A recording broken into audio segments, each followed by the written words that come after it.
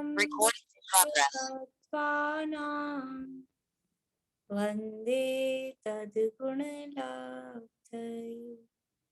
वन्दे तद्गुणलाब्धये।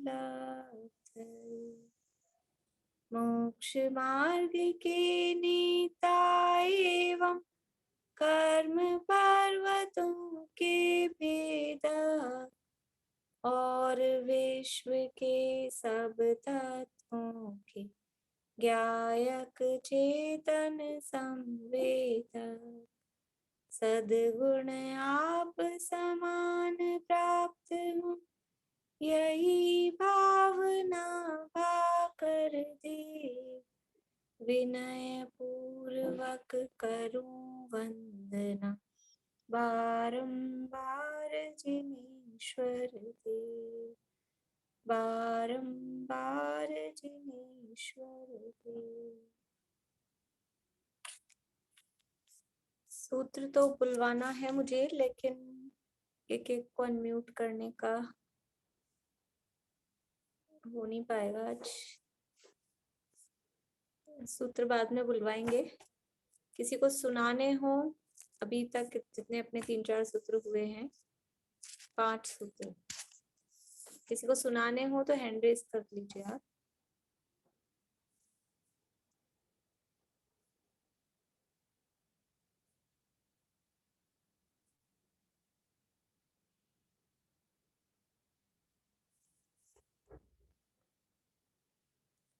चलिए आगे पढ़ते हैं अपन। यहाँ 7वां अध्याय अपना चल रहा है और शुभ आश्रव का वर्णन यहाँ पर किया जा रहा है। शुभ आश्रव के अंतर्गत व्रतों का स्वरूप यहाँ बताया है। व्रत किसे कहते हैं? हिंसा, झूठ, चोरी, कुशील, परिग्रह, अभ्रम। हिंसा, झूठ, चोरी, अभ्रम और परिग्रह, ये 5 पाप हैं। इन 5 पापों से जो प्रतिज्ञा पूर्वक, नियम पूर्वक जो विरक्ति है, नियम पूर्वक जो इनका त्याग किया गया है, उसका नाम व्रत है। और ये व्रत हैं, ये 2 प्रकार के होते हैं, एक देश व्रत और एक महाव्रत, यानी सर्वतः व्रत और देश व्रत। तो देश व्रत को अणुव्रत कहते हैं और सर्वतः जो पूर्ण रूप से जो त्याग किया गया, यानी आंशिक रूप में त्याग और पूर्ण रूप में त्याग, आंशिक त्याग को अणुव्रत और पूर्ण त्याग को महाव्रत कहा जाता है।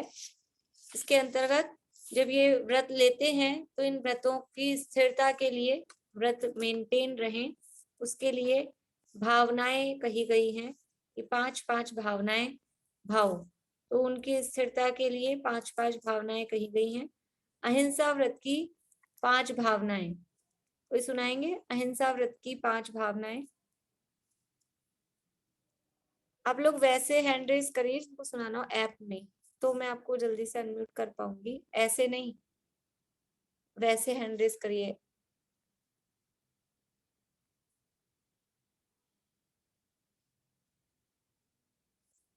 बोलिए सुधा जी। कि मनुमुक्ति वचन वृत्ति क्रिया समिति, आगम समिति और आलोकित पान भोजन समिति। बढ़िया। मनोगुप्ति, वचन गुप्ति, मनोगुप्ति, ईर्या समिति और आदान निक्षेपण समिति और आलोकित पान भोजन।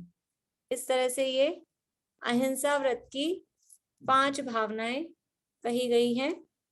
अपने वचन को और मन को वश में रखना, देख शोध कर आहार लेना, गमन करना है तो जीव जंतु को देखकर गमन करना, कुछ उठाना रखना है तो देख शोध कर उठाना रखना। ये अहिंसा व्रत के निरतिचार पालन के लिए, यदि हम अहिंसा व्रत को अच्छी तरह पालन करना चाहते हैं तो ये इनका पालन, ये भावनाएं हमको भानी चाहिए कि हम ये काम भी साथ में कर सकें। अब फिर हमने कल देखा था सत्य व्रत की 5 भावनाएं। सूत्र है, एक बार मैं पढ़ती हूँ। क्रोध, लोभ, भीरुत्व, हास्य, प्रत्याख्यानान्यनुवीची भाषणम च पंच। तो इसमें शब्द है बीच में प्रत्याख्यान। प्रत्याख्यान का अर्थ है त्याग, और वो प्रत्याख्यान शब्द है ये अंत दीपक है। अंत दीपक का मतलब क्या होता है कि इससे पहले के हर शब्द के साथ में ये लगेगा, इसका मतलब होता है अंत दीपक। जैसे नमोकार मंत्र में नमो लोए सव्व साहुनम, तो लोए और सव्व वो अंत दीपक है। तो इससे ऊपर की जितनी भी लाइनें हमने कही हैं, जितने भी वाक्य कहे थे, नमो अरहंताणम, तो उसमें भी लोए और सव्व लगना। नमो सिद्धाणम, उसमें भी लोए और सव्व लगना। नमो आयरियाणम, तो उसमें भी लोए और सव्य, यानी नमो लोए सव्व अरहंताणम, नमो लोए सव्व सिद्धाणम। तो जो चीज कोई लास्ट में कह दी और वो उससे पहले की सब में लगानी है, उसको कहते हैं अंत दीपक। तो यहाँ पर ये प्रत्याख्यान शब्द है, ये अंत दीपक है, मतलब क्रोध के साथ भी प्रत्याख्यान, लोभ के साथ भी, भीरुत्व के साथ भी और हास्य के साथ, चारों के साथ ये प्रत्याख्यान शब्द हमको लगाना है।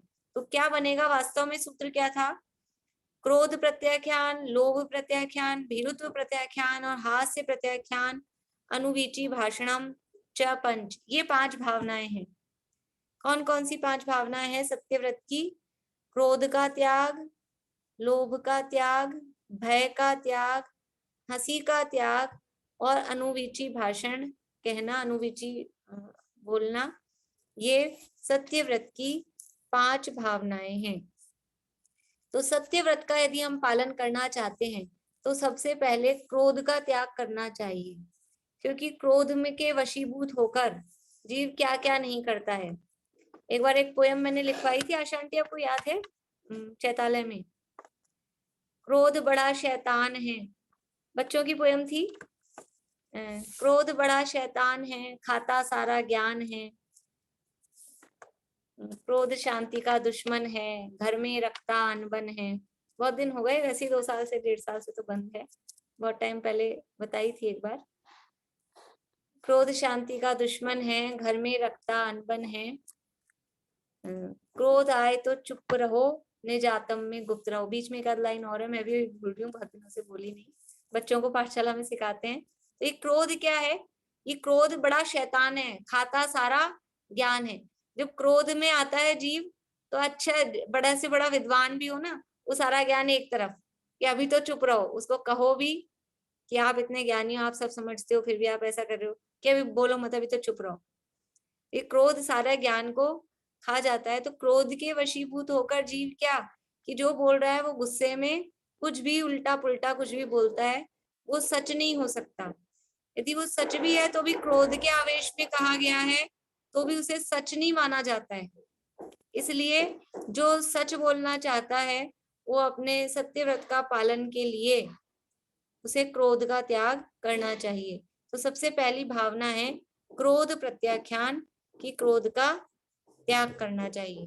फिर दूसरा है लोभ प्रत्याख्यान, कि लोभ के वशीभूत होकर तो झूठ बोला ही जाता है। तो साफ साफ ही ये बताने की, मतलब ये इतनी सरल बातें हैं, सबकी सुनी, अनुभूत, परिचित, सबको पता है, सब अनुभूत हैं, सबको परिचय है कि जितना भी असत्य बोला जा रहा है, झूठ बोला जा रहा है, वो किसके वश होके बोला जा रहा है, उसके पीछे असली कारण क्या है?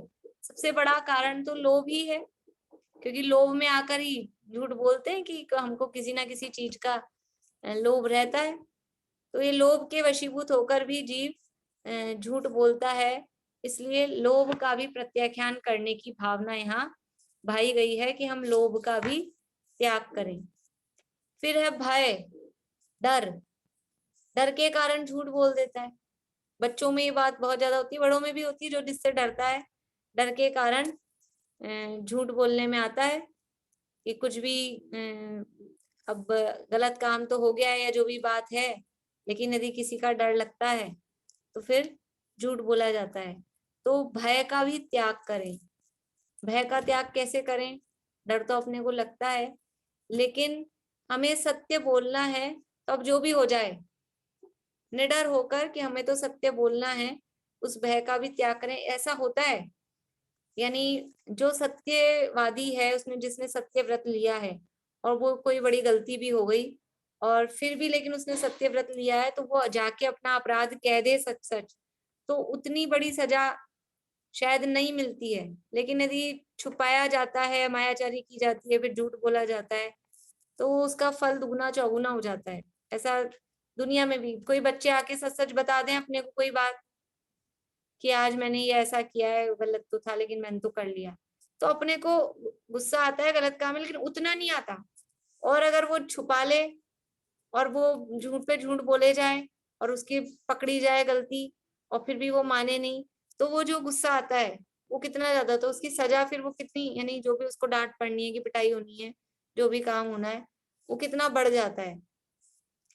इसलिए भय का भी त्याग यहाँ पर कहा गया है। फिर चौथा है हास्य प्रत्याख्यान, हंसी का त्याग। हंसी मजाक में तो झूठ बोलना वो व्यर्थ का झूठ है, व्यर्थ का पाप है, अनर्थ दंड है। एक अनर्थ दंड नाम का पाप हमने छैडाला में पढ़ा था। 3 जो गुणव्रत होते हैं, 5 अणुव्रत, 3 गुणव्रत और 4 शिक्षा व्रत, ऐसे 12 व्रत श्रावक के होते हैं। तो 3 गुणव्रत और 4 शिक्षा व्रत को हमने शील भी कहा था। अभी भावनाएं पढ़ी थी ना, शील व्रतेश्वनति 4 भावना, उसमें शील का अर्थ क्या, सप्तशील, 3 गुणव्रत और 4 शिक्षा व्रत, ये शील कहलाते हैं। तो 3 गुणव्रतों के अंतर्गत दिग्व्रत, देशव्रत और अनर्थ दंड त्याग व्रत। तो ये हंसी मजाक में झूठ बोलना है तो अनर्थ दंड, अनर्थ दंड का मतलब है बिना बात का ही पाप है, व्यर्थ का। अनर्थ यानी व्यर्थ में ही दंड जिसका मिले, व्यर्थ का पाप है। तो हंसी मजाक में भी झूठ, कि हम तो मजाक कर रहे थे, कुछ भी बोल दिया झूठ में और ऐसा ही तो हुआ। देखो हंसी मजाक का झूठ कितना भारी पड़ सकता है। दुनिया में भी इस तरह के उदाहरण मिलते हैं कि हंसी मजाक में कुछ कहा, किसी का हार्ट फेल हो गया, किसी का कुछ हो गया, नुकसान हो गया, ऐसा।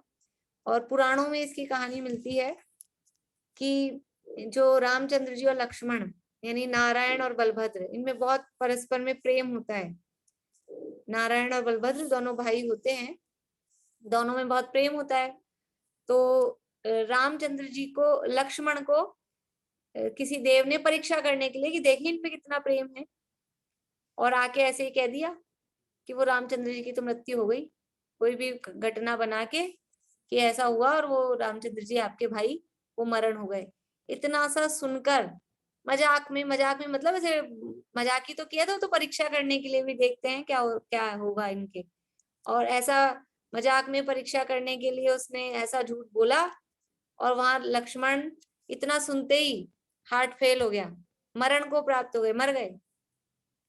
तो ऐसा हंसी मजाक में व्यर्थ का झूठ जिससे इतनी तक भी हो जाए कि किसी की जान तक चली जाए, वो नहीं बोलना चाहिए। तो उसके लिए हंसी का त्याग, क्योंकि जब भी हंसी मजाक करते हैं तो कुछ ना कुछ फिर मजाक में ऐसी बातें निकलती है। आप लोगों ने देखा होगा कभी ऐसे बराबर की उम्र के कुछ लोग बैठ जाएं, चाहे स्त्रियों में हो, चाहे पुरुषों में हो, चाहे बच्चों में हो, फिर वो जो बातें चलती है, फिर कुछ भी बातें चलती है व्यर्थ का, यानी उसमें क्या कहें, विकथाएं होती है, व्यर्थ की बातें चलती है और फिर कुछ का कुछ बोलने में आता है। इसलिए सत्य व्रत का यदि जो पालन करना चाहते हैं तो हास्य का त्याग। और इसीलिए मैंने पहले भी आपको कहा था अभी अपने 10 लक्षण के प्रकरण वगैरह में कि यदि हम व्यर्थ के पाप से बचना चाहते हैं, व्यर्थ के असत्य से, ये परात्म निंदा प्रशंसा वाली जो सूत्र आया था ना, हम दूसरों की निंदा करने से बचना चाहते हैं, तो व्यर्थ में बैठे बैठे दूसरों को फोन घुमाना और फिर इसकी बात उसकी बात, फिर क्या होता है, अगर हमको कोई जरूरी काम नहीं है और हमने ऐसे ही किसी को फोन किया है, तो फिर उसमें क्या बातें होती है, उसमें यही बातें होती है, इसकी भलाई उसकी बुराई, इसका झूठ, कुछ भी बातें निकलती हैं फिर। तो अगर हम इससे बचना चाहते हैं तो इसीलिए ज्यादा बोलना ही नहीं, इसलिए पहले कह दिया वांग गुप्ती, बोलना ही कम। तो कम बोलने से बहुत सारे पापों से अपने आप ही बच जाएंगे। तो यहाँ सत्य व्रत के लिए ये 4 प्रकार के त्याग कहे। कौन कौन से त्याग करने हैं, कोई ऐसा नहीं कहा आलू छोड़ो, गाजर छोड़ो, जमीकंद छोड़ो। क्या क्या छोड़ना है, क्रोध, लोभ, भय और हास्य, इन चारों का प्रत्याख्यान यानी त्याग। ये तो 4 तो चीजें करनी है त्याग। अब 5वीं है अनुवीची भाषण, कि आप त्याग ही त्याग बता रहे हो, कुछ सत्य की बात है तो कुछ बोलें कि भी नहीं बोलें, बोलें तो क्या बोलें, गुस्से में मत बोलो, हंसी में मत बोलो, लोभ से मत बोलो, डर से मत बोलो, तो बोलें तो कैसे बोलें। तो लिखा अनुवीची भाषण। अनुवीची भाषण का अर्थ है कि शास्त्र की आज्ञा के अनुसार बोलें, जैसा शास्त्रों में कहा गया है। निर्दोष, देखिए आप पीछे दिया है अपने इसमें 267 पेज पे, 267 पेज तत्वार्थ मणि प्रदीप में। प्रत्याख्यान का अर्थ त्याग होता है। इस प्रकार क्रोध के त्याग और लोभ के त्याग, भय के त्याग और हास्य के त्याग की भावना भाने की बात है। अनुवीची भाषण निर्दोष भाषण को कहते हैं। यानी शास्त्र में जैसी आज्ञा है कि हितमित प्रिय बोलना है, निर्दोष बोलना है, बिना गुस्से के, बिना हंसी के, बिना लोभ के, बिना डर के। क्या कोई वाक्य नहीं होता? क्या कोई बात बोली नहीं जा सकती है? हंसी में ही बोलें या गुस्से में ही बोलें या लोभ के कारण ही बोलें? ऐसा होता है कि नॉर्मल भी कोई बात हो सकती है? कि हो सकती है। तो निर्दोष जो भाषण है, जिसमें ना गुस्से की का कोई रोल है, ना जिसमें डर का कोई रोल है, ना जिसमें हंसी है, ऐसा कुछ भी नहीं है, और शुद्ध अपना सीधी सादी जो बात कहनी है, वो कहलाता है अनुवीची भाषण। शास्त्र की आज्ञा के अनुसार जो निर्दोष भाषण है उसे अनुवीची भाषण कहते हैं। देखिए अब यहाँ क्रोध का त्याग, लोभ का त्याग, ये सब बातें कही हैं। तो क्या दो ही कषायों का त्याग करना है? क्रोध का और लोभ का, मान का और माया का नहीं करना चाहिए? मान और माया तो कर सकते हैं ना, मान और माया तो दिक्कत नहीं करेगी हमको सत्यव्रत में। एक मिनट रुकिए।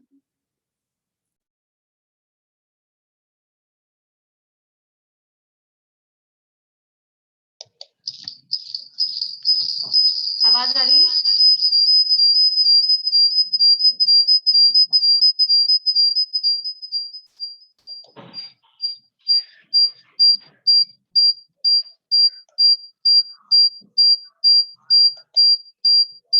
तो इसको होस्ट कैसे बनाएंगे? किसको बनाना है? इसको।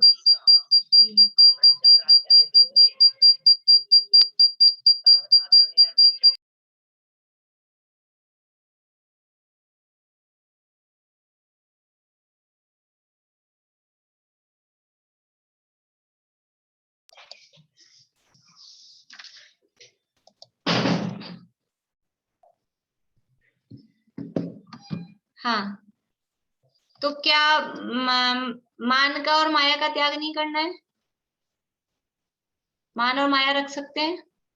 इसमें मान और माया को क्यों नहीं कहा? नहीं रख सकते आप कह रहे हैं, तो इसमें मान और माया तो कहा ही नहीं। बोलिए सुधा जी। क्योंकि क्रोध में मान आ गया और माया में लोभ आ गया, गर्वित हो गया। बहुत बढ़िया, बहुत बढ़िया। दो नाम लिए, क्रोध और लोभ। तो क्रोध है वो द्वेष का प्रतिनिधि है, द्वेष का रिप्रेजेंटेटिव है, और लोभ है वो राग का रिप्रेजेंटेटिव है, वो राग का प्रतिनिधि है। और क्रोध और मान ये दो कषाय हैं द्वेष रूप, माया और लोभ ये दो कषाय हैं राग रूप। तो क्रोध कह दिया, उसमें मान गर्वित हो गया, उसमें इंक्लूड हो गया, उसको समझना। और लोभ कह दिया तो उसमें मायाचारी भी गर्वित है। इसलिए चारों ही कषायों, यदि सत्यव्रत का पालन करना चाहते हैं तो मतलब क्या हुआ कि चारों कषायों का त्याग वो जरूरी है। यदि हम पापों का त्याग करना चाहते हैं, व्रत पालना चाहते हैं, तो ऐसा नहीं हम तो व्रत पाल रहे हैं, पापों का त्याग लिखा है, कषायों का त्याग तोड़ ना का है। व्रत किसे कहते हैं? पापों का एक देश त्याग या पापों का सर्वतः त्याग। तो कषायों का त्याग तो कहा ही नहीं है। लेकिन यदि कषायों का त्याग नहीं होगा तो व्रत आपके बराबर पलेंगे ही नहीं। इसलिए कषायों का त्याग भी जरूरी है। यदि इन चारों को अपन एक शब्द में कहें तो क्या कहें कि कषाय का त्याग। सत्यव्रत की भावना के लिए क्या करना है? कषाय का त्याग। क्रोध लोभ, क्रोध शब्द का ना, क्रोध और लोभ इन दोनों को कहा। भय क्या है? भय और हास्य क्या है? भय और हास्य कह के नौ कषायों को, सारी नौ कषायों को पकड़ लिया। क्रोध कह के क्रोध और मान को, लोभ कह के माया और लोभ दोनों को, और भय कहा और हास्य कहा, तो बाकी की नौकशाएं रति अरति, शोक, जुगुप्सा, वो सब रखें। वो सब क्योंकि ये हाईलाइट हैं, ये हाईलाइट है, ये मुख्य है, इनको दो को कहा। लेकिन और कषाएं, रति कषाय, स्त्री वेद का उदय हो, पुरुष वेद का उदय हो, नपुंसक वेद का उदय हो, ये वेद कषाय की पूर्ति के लिए क्या असत्य नहीं बोलता है? उसके वशीभूत होकर भी खूब असत्य बोला जाता है।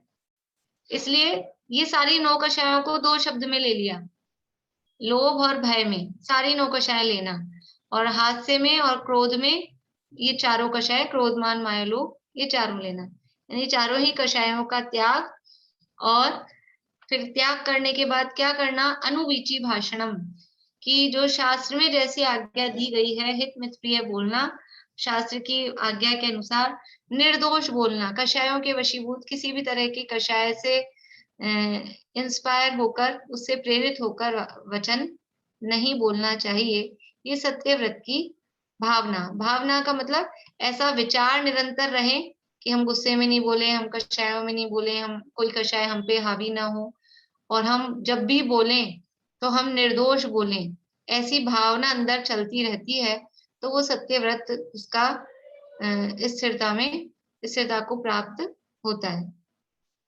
अब है आगे अचौर्य व्रत की भावना।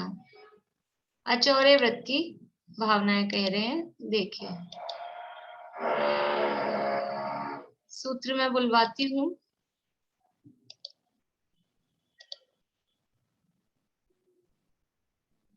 कौन बोलेंगे पीछे? दीपिका जी आप बोलिएगा।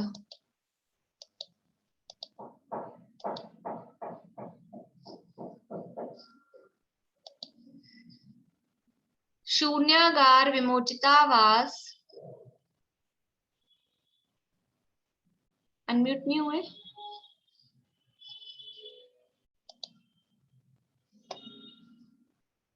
आवाज नहीं आ रही आपकी? एक मिनट।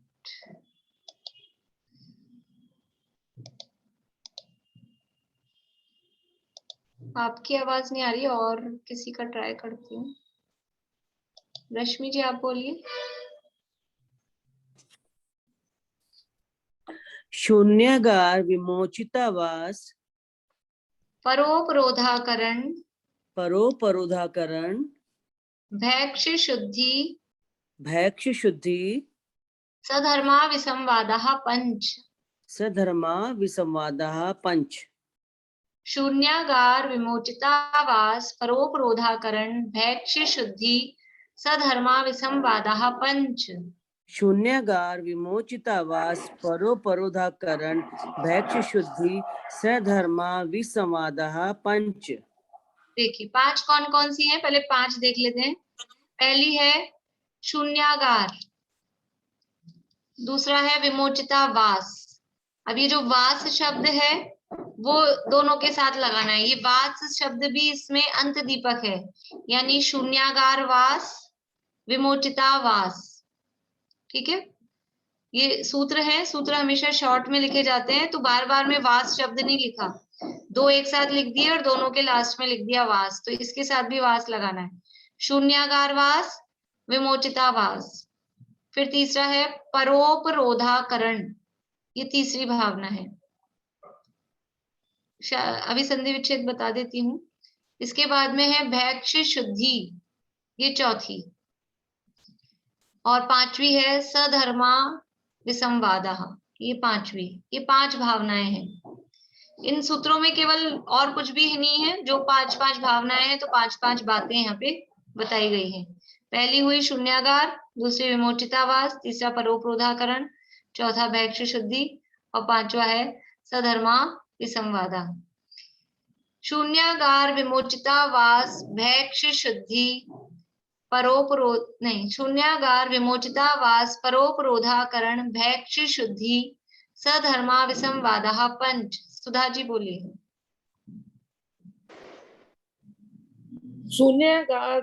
शून्यागार विमोचितावास, परोपरोधाकरण, भैक्ष शुद्धि, सधर्म विसंवादा पंच। ठीक है, देखिए शून्यागार वास, शून्य संधि क्या है इसमें? वैसे तो ये शब्द पूरे पूरे हैं, लेकिन शून्य का मतलब है खाली, जीरो। जीरो मतलब खाली।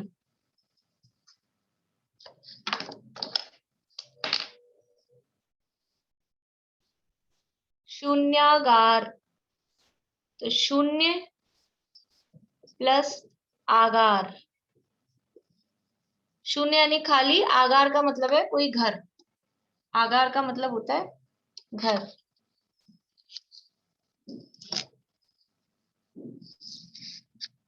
तो शून्य आगार और फिर वास, यानी शून्य खाली जो कोई घर है उसमें रहना। ये अचौर्य व्रत की भावनाएं चल रही हैं। अचौर्य व्रत, और ये भावनाएं किसकी मुख्यता से बताई गई हैं? गृहस्थों की मुख्यता से कि मुनिराजों की मुख्यता से? मुनिराजों की मुख्यता से भावनाओं का वर्णन चल रहा है। गृहस्थ यथा योग्य जो जिस पद में है, वो अपने पद के अनुकूल जितनी पल सकती है उस पद में, उतनी वो भी भाता है, पालने की कोशिश करता है। तो मुनिराजों को अचौर्य व्रत का पालन करना है, उसके लिए वो क्या भावना भाते हैं कि हम शून्य आगार, खाली पड़े हुए किसी घर में रहें। मुनिराजों के रहने का स्थान कौन सा होता है? मकानों में रहते हैं, धर्मशालाओं में रहते हैं। ये मुनिराजों के रहने के स्थान नहीं है। धर्मशालाएं वगैरह यद्यपि मुनिराजों के लिए नशिया टाइप से बनाई जाती हैं, लेकिन मुनिराज कैसे स्थान में रहते हैं?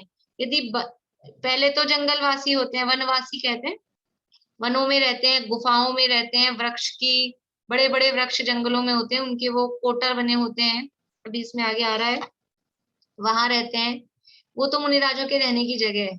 अब यदि कोई किसी मनुष्यों के द्वारा बनाया हुआ कोई मकान भी जैसी जगह है, उसमें उसमें कहाँ रहेंगे कि वास्तव में मुनिराजों के लिए ऐसे घर में, ऐसे कमरे में रहने का निषेध होता है जिसमें दरवाजे हों, जिसमें सांकल हों।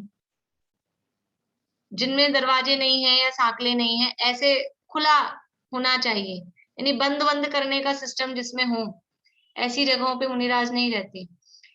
खैर वो तो बात अलग है। यहाँ तो अभी उनके चोरी का दोष उनको नहीं लगे, अचौर्य व्रत की भावना चल रही है ना, तो कैसी जगह पर रहेंगे कि खाली है, किसी की प्रॉपर्टी नहीं है। इसके साथ में दूसरी आगे वाली भी ले लेते हैं, दोनों एक सी हैं। दूसरा है विमोचितावास, विमोचित आवास, ऐसे ही समझ में आ जाएगा। विमोचित आवास, विमोचितावास। विमोचित का मतलब है छोड़ा हुआ, और आवास यानी रहने का स्थान। विमोचितावास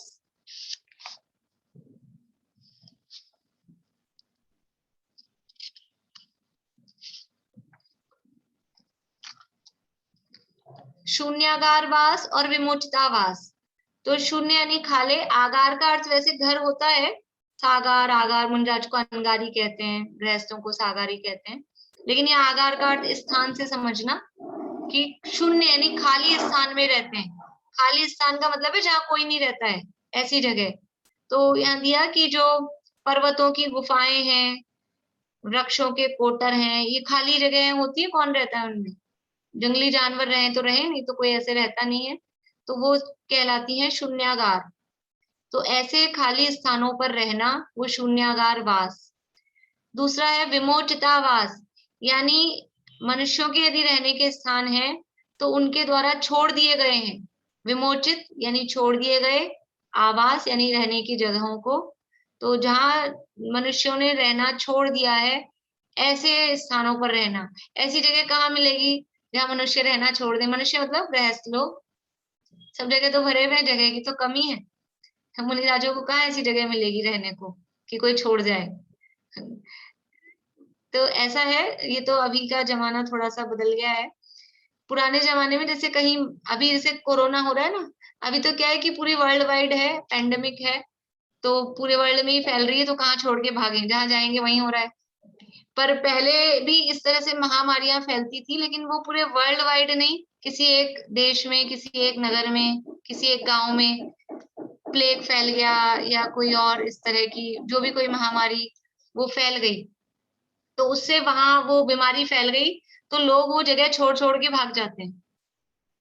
या ये हुआ अपना समझ लो हिंदुस्तान पाकिस्तान का जब 1947 में विभाजन, तो जो अपने वहां जैनी थे सारे और भी हिंदू जो भी थे, वो सब अपना अच्छे अच्छे बड़े बड़े बंगले हों, कोठियां हों, उनकी जो भी वहां पर प्रॉपर्टी हो, वो सब छोड़ छोड़ के, अभी मैं पिछले संडे वहां गई थी आदर्श नगर में, तो एक बहुत बुजुर्ग हैं, 86 ईयर्स के हैं बाबू जी, वो बता रहे थे अपनी कहानी।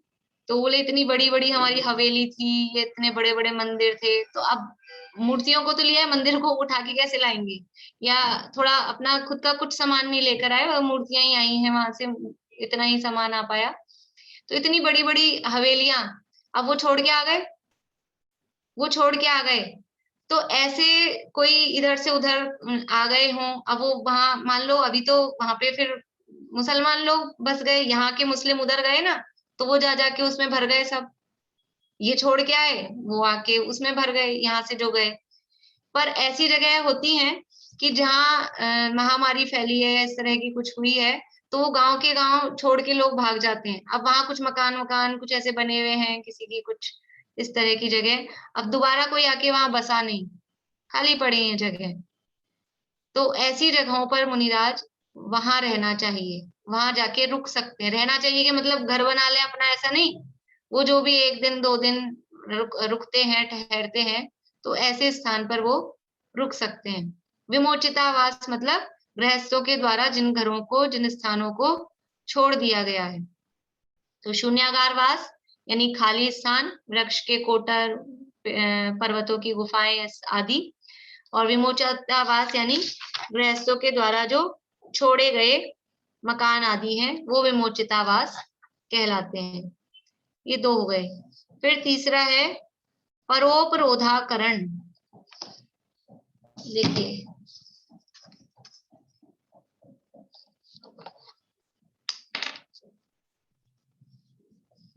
परोपरोधाकरण ये शब्द है, तो इसमें 3 शब्द है, पर, उपरोध, अकरण। पर, उपरोध, अकरण, यह है परोपरोधाकरण। पर उपरोध यानी दूसरों को, पर यानी दूसरा, अकरण यानी नहीं करना। पर यानी तो है दूसरा, अकरण यानी नहीं करना, उपरोध यानी उसका कोई विरोध करे। कोई व्यक्ति कहीं बैठा हो तो उसको उठा दे या उसका विरोध करे कि यहाँ मत बैठो, ये मेरी जगह है। किसी को ऐसा होता है ना, अपन जहाँ मंदिर में पूजा में जहाँ बैठते हैं रोज सबकी जगह फिक्स हो जाती है, ऐसा हो जाता है। तो डेली जिस मंदिर में अपन जाते हैं, जहाँ जाके पूजा करते हैं, वो अपनी जगह फिक्स हो जाती है। तो अपन जो जहाँ बैठते हैं रोज, अब कुछ तो सज्जन होते हैं, तो वो तो भाई ठीक है, कोई और दूसरा वहां बैठ गया है, वो कहीं और बैठ जाते हैं। और कुछ लोग ऐसे होते हैं कि कोई दूसरा आके बैठ गया, तो कहेंगे उठो आप यहाँ से, आप यहाँ कैसे बैठ गए, तो मेरी जगह थी।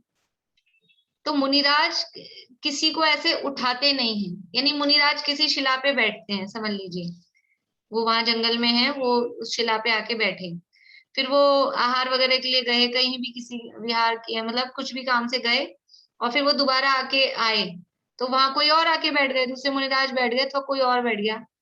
तो वो किसी को ऐसा नहीं कहेंगे कि आप हटिए यहाँ से, मेरी जगह थी, ये मेरी जगह है। ऐसा पर उपरोध अकरण यानी कि दूसरों को बैठने से नहीं रोकना, दूसरों का विरोध नहीं करना, दूसरों को ठहरने से नहीं रोकना, ये परोपरोधाकरण कहलाता है। देखो आप लोग ये चल क्या रहा है, जब तक ये ध्यान नहीं रखेंगे तो समझ नहीं आएगी बात क्या चल रही है। ये चल रही है आचौर्य व्रत की भावनाएं, मतलब कि ऐसा काम नहीं करें। इसका मतलब क्या हुआ कि यदि ये काम करते हैं तो चोरी का दोष लगता है। यदि शून्यागार में नहीं रहेंगे, किसी का खुद का मकान है, किसी का कोई का मकान था, मान लीजिए किसी का फार्म हाउस है, अब वहां आके वो मुनिराज ने डेरा डाल लिया, मतलब वो आके रुक गए। अब वो व्यक्ति आएगा तो वो कहेगा ना, आप हमारे हमारे घर में कैसे बैठ गए, आप हमारे कमरे में आके कैसे बैठ गए, हमारे ये हमारा स्थान था, ये हमने हमारे लिए बना रखा था। तो कोई भी आके उनको अगर इस तरह से उठाए तो ये समझ लीजिए उनके सम्मान के अनुकूल भी नहीं है, और ऐसा करने से उन्होंने उस व्यक्ति के दिल को दुखाया, तो वो चोरी का दोष, हिंसा भी हो गई, और दूसरे की जगह पे बैठ गए तो चोरी का दोष उसके अंतर्गत लगता है। यानी किसी और की जगह को बिना पूछे, उससे पूछा नहीं, उसने कहा नहीं आप यहाँ बैठ जाओ और अपन बैठ गए, तो उसमें वो चोरी का दोष लगता है। इसलिए शून्यागारवास, विमोचितावास, ये दो बातें कही। आपकी आवाज नहीं आ रही है, आपके आपके जो डिवाइस है ना उसमें कुछ चक्कर है, नहीं आ रही अभी भी आवाज नहीं आ रही।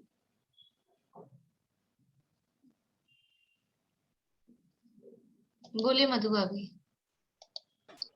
अगर जैसे कोई अपने फार्म हाउस पे रुकवाता है उसमें थोड़ी चोरी का दोष है। नहीं, खुद रुकवा रहा है वो तो एक अलग बात है, लेकिन हम ऐसे ही आके रुक गए भी, खाली अपने को दिखा और बैठ गए, तो फिर वो उसमें चोरी का दोष। जैसे ऐसा होता है ना कि थोड़े बड़े प्रोग्राम होते हैं मंदिर वगैरह में, मान लो कुछ ऐसा कार्यक्रम है, विधान वगैरह है, अब अपने को 1 मिनट के लिए कहीं जाना है, हाथ धोने के लिए जाना है, तो अपनी चप्पल तो कहीं और खुली हुई है, तो यहाँ किसी की भी चप्पल खुली हुई है, अपन ने पहन ली और पहन के अपन चले गए 2 मिनट के लिए। अभी क्या होता है, वो अपन जितनी 2 मिनट के लिए वो पहन के गए, उतने में ही वो उसका मालिक आ गया चप्पल का, अब वो ढूंढ रहा है मेरी चप्पल कहाँ गई, मेरी चप्पल कहाँ गई। तो हमने उसके बिना पूछे किसी की चप्पल पहनी है, यद्यपि हमने चोरी के उद्देश्य से नहीं पहनी थी, बस हम अपना काम होती वापस आके खोल देंगे, लेकिन इतनी ही देर में यदि वो आ जाता है और वो परेशान होता है और वो इतनी देर में चला भी जाए कि मेरी तो चप्पल गुम गई, चोरी हो गई, तो वो चोरी का दोष, अतिचार हमको लगेगा। बाद में हम छोड़ भी जाते हैं, लेकिन वो दोष है, अतिचार है, और इतनी देर वो परेशान हुआ व्यक्ति, वो सारा उसमें निमित्त हम बने।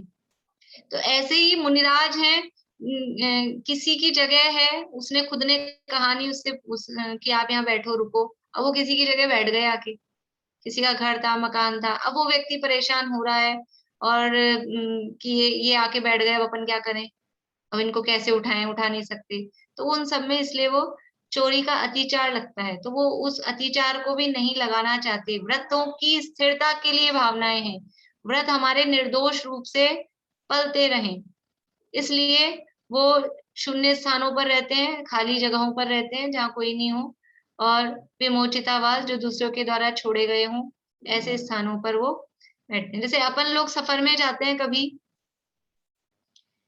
मैं तो मतलब जो घर का खाना खाते हैं, घर से बना के ले जाते हैं अपने साथ में, अपन गाड़ी से कहीं गए तो अपन अपने साथ में टिफिन बना के ले जाते हैं, फिर हमको बीच में रुक के शाम हो रही है तो भोजन करना है, तो अपन भी कोई ऐसी जगह देखते हैं ना, कुछ चबूतरा सा है, कुछ जगह है बैठने की साफ सुथरी, तो कभी कभी किसी की दुकान सी होती है, उसके आगे का खाली जगह होती है, या किसी के घर के आगे खाली जगह होती है, अभी तो अपने को बंद दिख रही है, अपन बैठ गए, अब हमारा आधा भोजन भी नहीं हुआ और वो आ गए अपनी चाबी लेके कि हमको अंदर जाना है, तो अपनी कैसी स्थिति अजीब सी नहीं हो जाती, अब क्या करें, बीच में हटे नहीं हटे, या तो सज्जन होगा वो व्यक्ति तो बैठा रहेगा, और अपन ने खोला ही है अभी, मतलब खोल दिया है, और अभी तो टाइम लगेगा अपने को 1 घंटा, और फिर वो बीच में अपने को उठाए करें, तो वो स्थिति अच्छी नहीं होती, इसलिए मुनिराज ऐसी परिस्थितियों से बचें, बचने के लिए वो शून्य स्थान पर और विमोचित जो छोड़े गए स्थान है उन्हीं पर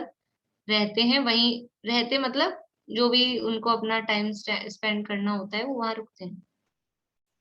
फिर है परोपरोधाकरण, कि दूसरे को ठहरने से नहीं रोकते, जो मुनिराज कहीं रुके हुए हैं, कोई दूसरा व्यक्ति आके वहां बैठ जाएगा, रुक जाएगा, तो वो मना नहीं करेंगे कि ये तो मेरी जगह थी, ये जो गुफा थी ये तो मेरी थी, इसमें तो मैं रुका हुआ हूँ, आप नहीं रुक सकते हो, ऐसा नहीं बोलेंगे, ऐसा किसी को नहीं कहेंगे, ये वृक्ष का कोटर है इसमें तो मैं बैठा हूँ, या ये जहां भी चट्टान है, शिला है, ये तो मेरी है, ऐसा नहीं कहेंगे, ये परोपरोधाकरण। अब है, ये बहुत इंपॉर्टेंट है, भैक्ष शुद्धि, और जब मैं पेपर देती हूँ ना वैसा क्वेश्चन पेपर, अभी तो आपको नहीं दे पाऊंगी ये क्वेश्चन, लेकिन जब ऑफलाइन पेपर होता है तो ये क्वेश्चन आता है कि भैक्ष्य शुद्धि का अचौर्य व्रत की भावना से क्या संबंध है। ये प्रश्न है। भैक्ष्य शुद्धि मतलब भोजन की शुद्धि रखना, ये भैक्ष्य शुद्धि मतलब जो भिक्षा ले रहे हैं वो शुद्धि पूर्वक लें, भिक्षा की शुद्धि। अब इस भैक्ष्य शुद्धि का अचौर्य की बात चल रही है, भैक्ष्य शुद्धि की बात कर रहे हो आप, इनका क्या कॉम्बिनेशन है, इनका क्या मेल है। भैक्ष्य शुद्धि का अचौर्य व्रत की भावना से क्या संबंध है, ये प्रश्न है। ये प्रश्न आता है और ये प्रश्न सबको अपनी कॉपी में तो लिखना है। भैक्ष्य शुद्धि का अचौर्य व्रत की भावना से क्या संबंध है। प्रीति है क्या क्लास में? प्रीति बोलोगी? हाँ भाभी, भैक्ष्य शुद्धि मतलब कि जो जिनवाणी में लिखा गया है उस शुद्धि के अनुसार हमको लेना है, लेकिन हम जिनवाणी की आज्ञा का पालन नहीं कर रहे तो इसका मतलब हमने उससे चोरी करी है जिनवाणी की बात से। हेलो, बढ़िया।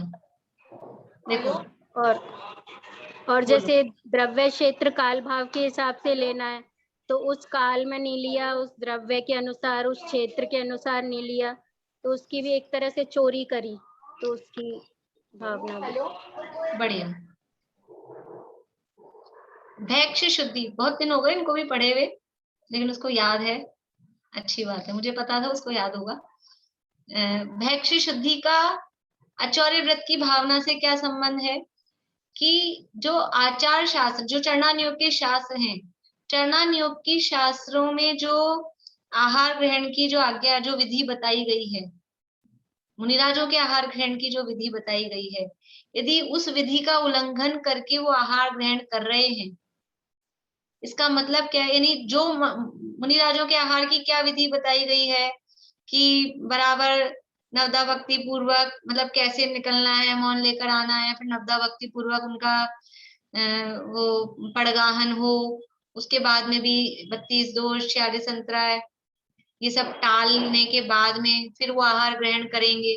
ये है भैक्ष्य शुद्धि। भैक्ष्य शुद्धि का मतलब क्या है, नवदा भक्ति पूर्वक 32 दोष 46 दोष 32 अंतराय इनको टालकर, 46 दोष 32 अंतराय, पहले शायद मैंने पहले भी उल्टा बोल दिया था, आपने अगर लिखा हो तो ठीक कर लेना। 46 दोष 32 अंतराय ये सब टाल कर और फिर वो आहार ग्रहण करते हैं। तो शास्त्रों की आज्ञा के अनुसार भोजन ग्रहण करना, भोजन मतलब आहार, मुनिराज का शास्त्रों की आज्ञा के अनुसार आहार ग्रहण करना, वो तो है भैक्ष्य शुद्धि। और यदि शास्त्र की आज्ञा का उल्लंघन करके आहार ग्रहण किया, शास्त्र में आहार है मुनिराजों के लिए उद्दिष्ट त्याग, उद्दिष्ट भोजन के त्यागी होते हैं। उद्दिष्ट भोजन का मतलब समझते हैं, उनके उद्देश्य से मुनिराज के लिए, पर्टिकुलर इन्हीं मुनिराज के लिए बनाया गया है। ये वाले मुनिराज आज अपने आएंगे और ये मुनिराजों के लिए अपन को ये सब बनाना है, तो ये पर्टिकुलर उन्हीं मुनिराज के लिए बनाया गया वो उद्दिष्ट भोजन होता है। मुनिराज का भोजन कैसा होता है कि श्रावक अपने लिए, श्रावक है वो व्रती है, पंचम गुण स्थान व्रती, वो खुद बराबर पूरा मर्यादा का सारा भोजन करता है, तो वो अपने लिए भोजन बनाता है और अपने बनाए गए भोजन में से ही यदि उस समय कोई मुनिराज आदि का पड़गाहन हो जाता है तो उसी भोजन में से वो उनको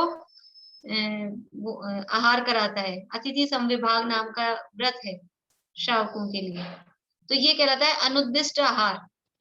और यदि स्पेशली ये महाराज अपने आ रहे हैं और इन्हीं के लिए आज अपने को इतना आइटम बनाना है, तो ये सब हो जाता है उद्दिष्ट आहार। तो शास्त्र की आज्ञा क्या है अनुद्दिष्ट आहार, कि अनुद्दिष्ट त्याग, ये उद्दिष्ट त्याग प्रतिमा या पंचम गुण स्थान में 11वीं प्रतिमा, जो एलक क्षुल्लक होते हैं ना, एलक क्षुल्लक भी उद्दिष्ट त्यागी होते हैं। वो भी अपने लिए बनाए गए भोजन को नहीं करते हैं, वो जो श्रावक ने खुद के लिए बनाया हो उसी में से वो विभाग करके दे दे तो वो ग्रहण करते हैं, अपने उद्देश्य से बनाए गए भोजन को ग्रहण नहीं करते हैं। 11वीं प्रतिमाधारी एलक क्षुल्लक, आरिका छुल्लिका, ये सब 11वीं प्रतिमाधारी होते हैं, ये भी उद्दिष्ट भोजन के त्यागी होते हैं।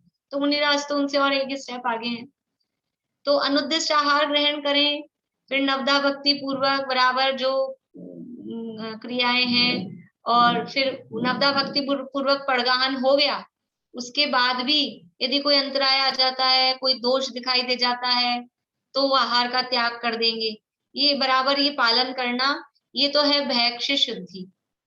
शास्त्र की आज्ञा के अनुसार चरणान योग के शास्त्रों में जो आहार की विधि बताई गई है, उस आज्ञा के अनुसार आहार ग्रहण करना वो भैक्ष शुद्धि है। ये तो भैक्ष शुद्धि का अर्थ हुआ। लेकिन अब इस भैक्ष शुद्धि का चोरी से क्या संबंध है?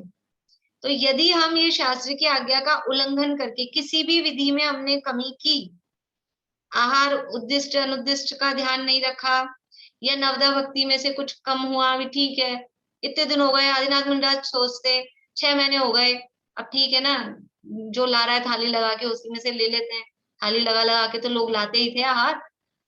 तो ऐसा नहीं, जो बराबर प्रॉपर नवदा भक्ति की जो क्रियाएं जैसी होती हैं वो पूरी हों। और यदि कोई अंतराय, बाल आ गया, अपने को तो दिख गया, तो थोड़ा सा इधर से किसका तो नीचे, सामने वालों को थोड़ा ना पता चल रहा है कि बाल आ गया, तो फिर अपन तो कर लो, 6 महीने के उपवास है अपने तो ऐसे। तो ऐसा नहीं, तो शास्त्र की आज्ञा का उल्लंघन करके, तो मैं उदाहरण दे रही हूँ, कुछ भी हो सकती है, मतलब इस तरह की कोई भी बातें, शास्त्र की आज्ञा का उल्लंघन करके यदि आहार ग्रहण किया जा रहा है तो उसका नाम चोरी है। क्यों है चोरी? कि आगे अभी चोरी की परिभाषा बताने वाले हैं, 5 पापों की परिभाषा बताने वाले हैं। उसमें चोरी की परिभाषा है अदत्ता दानम स्तेयम, बिना दिया हुआ वो ग्रहण करना, वो चोरी है। तो यदि आपने शास्त्र की आज्ञा का उल्लंघन किया, इसका मतलब वो आपको दिया नहीं जा रहा था, नवदा भक्ति में कुछ कमी हुई तो आपको भोजन की यानी आसक्ति थी, सामने वालों की तरफ से नहीं दिया गया है प्रॉपर तरीके से, या और भी कोई जो भी दोष आ गए हैं, अंतराय आ गए हैं और आपने भोजन ग्रहण किया, तो वो उसमें अदत्ता दानम स्तेयम का ये चोरी का दोष लगता है। इसलिए चोरी का त्याग करने वाले की भावना जो रखते हैं, चोरी का त्याग करने का जिन्होंने व्रत लिया है, तो उसके लिए उनको भैक्ष शुद्धि की भावना भी रखनी चाहिए, बराबर शास्त्र की आज्ञा के अनुसार ही। ऐसा होता है ना अपने घरों में भी, कभी कभी घर में भी ऐसा कि मान लो देवरानी जेठानी है कि सासू बहू है कि बच्चे भी हैं, अब घर में सामान रखा है, मिठाई विठाई लड्डू वड्डू, तो ऐसे सबको मिल गया एक एक एक एक, बड़ी फैमिली हो तो सबको अपना अपना मिल गया एक एक हिस्से का। अब फिर कोई चुपचाप आए, डब्बा खोले और एक अपन और खा लो, तब ये क्या है? शुद्ध भोजन है, शुद्ध अच्छे लड्डू बराबर मर्यादा के बने हुए हैं, वो खाए, लेकिन वो भैक्ष शुद्धि नहीं है। वो जो छुप के किया गया ना, बच के किया गया, कोई देख तो नहीं रहा, चुपचाप एक गप कर जाओ, खा जाओ, तो वो उसमें चोरी का दोष लगता है। बोलिए दीपिका जी। नहीं, आपकी आवाज नहीं आ रही है। आप लिख लीजिए आपके प्रश्न, मंडे तक भूल जाएंगे नहीं तो। ये क्या लिखे? यदि शास्त्रों की आज्ञा उल्लंघन करके आहार ग्रहण करा जा रहा है तो ये अचोरी व्रत का अतिचार है। हाँ, अतिचार नहीं, इसमें चोरी का हाँ दोष लगता है। नहीं तो इसमें क्या लिखा? अचोरी व्रत क्योंकि से क्या, अचोरी व्रत की भावना से क्या संबंध हुआ? हाँ, अचोरी व्रत की भावना से यही संबंध हुआ ना कि शास्त्र की भैक्ष शुद्धि का मतलब है शास्त्र की आज्ञा के अनुसार वो तो कर लिया, आहार ग्रहण करें, ये भैक्ष शुद्धि है। और यदि शास्त्र की आज्ञा का उल्लंघन करके आहार ग्रहण किया जा रहा है तो उसमें अदत्ता दानम वाली बात आ जाती है, वो बिना दिया हुआ आहार होता है, इसलिए वो चोरी के अंतर्गत आता है। यदि शास्त्र की आज्ञा का उल्लंघन करके आहार ग्रहण किया जा रहा है तो वो अदत्ता दान की श्रेणी में आता है और वो चोरी के अंतर्गत उसको लिया जाता है। इस तरह से ये, और आप लोग विचार करना, अभी अपना समय हो गया है तो सधर्मा विसंवादा की बात अपन नेक्स्ट क्लास में करेंगे और इसकी भी और चर्चा करनी होगी। आप लोग विचार करना कि कैसे ये चोरी हुई, फिर आगे अपन इसकी चर्चा भी और देख लेंगे। ये याद होना चाहिए सबको, ये प्रश्न मैं ओरली पूछूंगी और मैं नाम लिख लूंगी किस किसने मुझे जवाब दिया है, जैसे मैं सूत्र सुनती हूँ, क्योंकि अब कुछ प्रश्न है ना वो बड़े प्रश्न आपको एग्जाम में तो दे नहीं पाते हैं, तो ओरली तो अपने को आने तो चाहिए। फिर हम सीख क्या रहे हैं, वो इतने सरल सरल से प्रश्नों से हम पढ़ भी रहे हैं और फिर पता लगा कुछ सीखा ही नहीं, ऐसा नहीं हो जाए। कुछ बातें अपने को, विशेष बातें हैं, वो हमको याद रहनी चाहिए, समझ में आनी चाहिए। समझ में आएगी तो याद अपने आप ही रह जाएगी। बोलिए। अभी इसका ऐसे लिखा है जैसे वेक्ष शुद्धि का आचौर्य व्रत की भावनाओं से क्या संबंध है। क्वेश्चन आंसर है, जो चंडन योग के शास्त्र में जो आहार की विधि बताई है, शास्त्रों की आज्ञा अनुसार भोजन ग्रहण करना वह वेक्ष शुद्धि है। उद्दिष्ट भोजन का त्यागी होता है। एलक छुलक भी उनके लिए बनाया हुआ भोजन नहीं खाते। नवदा भक्ति पूर्वक प्रधान अंतराय देकर खाना। शास्त्र की आज्ञा का उल्लंघन करके यदि आहार ग्रहण किया जावे वो चोरी का दोष लगता है। जैसे नवदा भक्ति पूर्वक प्रधान और अंतराय देकर खाना। ठीक है ना? हाँ ठीक है। मतलब बिल्कुल शॉर्ट में अपन कहें तो कि चंडान योग के शास्त्रों की, चंडान योग के अनुसार जो आहार की विधि बताई गई है, उस आहार, जिनवाणी की आज्ञा का उल्लंघन करके यदि आहार ग्रहण किया जा रहा है तो उसमें चोरी का दोष लगता है। इसलिए यहाँ भैक्ष शुद्धि को आचौर्य व्रत की भावना के अंतर्गत लिया गया। ये एकदम एक लाइन में शॉर्ट में बता रही हूँ मैं आपको, बाकी वो बातें सारी उसके डिटेल में है ही, वो डिटेल में है ही बिल्कुल। चलिए अभी यहीं पूरा करते हैं। मंडे से अपना टाइम वही रहेगा, तत्वार सूत्र का 2:30 बजे और द्रव्य संग्रह का 1:40। ठीक है। आज शाम की क्लास 7:10 से है, 7:10 से शाम की क्लास है आज। बाकी फिर नेक्स्ट क्लास फिर देख लेंगे, वही 7:15 से रख लेंगे, 5 मिनट जल्दी है। ठीक है।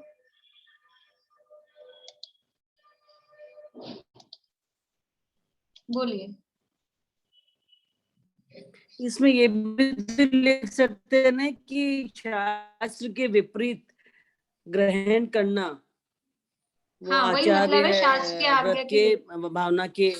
हाँ वही। हाँ यही लिखा है हमने। ठीक।